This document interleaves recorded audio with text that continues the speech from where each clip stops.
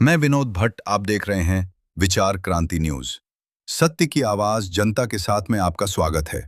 एक नजर आज की बड़ी खबरें पर। ખેડા જિલ્લામાં કુલ 179 179 પેટ્રોલ પંપ છે, જ્યાંથી પેટ્રોલ અને ડીઝલ લોકો લઈ જાય છે, પુરાવે છે, ખેડૂતો લઈ જાય છે, તમામ લોકો લઈ જાય છે। અત્યારે હાલ જે અફવાઓ ફેલાઈ રહી છે એના કારણે પેટ્રોલ ડીઝલના સ્ટોક વિશે લોકો પેનિક થઈ રહ્યા છે। એવું પેનિક થવાની કોઈ જરૂર નથી।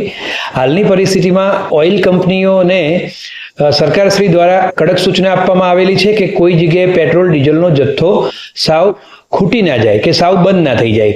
એટલા માટે જિલ્લા કક્ષાએથી માનનીય કલેક્ટર સાહેબની સૂચના અનુસાર અમે તમામ ઓઇલ કંપનીઓની રોજે રોજ મીટિંગ કરીને કોઈ જગ્યાએ પેટ્રોલનો જથ્થો સાવ કે ડીઝલનો જથ્થો સાવ બંધ ન થઈ જાય એના માટેની તકેદારી રાખવામાં આવી રહી છે।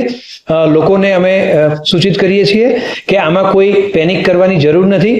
પેટ્રોલ ડીઝલ બંધ થઈ ગયું, પેટ્રોલ પંપો બંધ થઈ ગયા એવું કાંઈ થવાનું નથી અને દરેક પેટ્રોલ પંપને તેનો જથ્થો સમયસર મળી રહે એના માટેના પ્રયત્ન જિલ્લા કક્ષાએથી તથા રાજ્ય કક્ષાએથી કરવામાં આવી રહ્યા છે।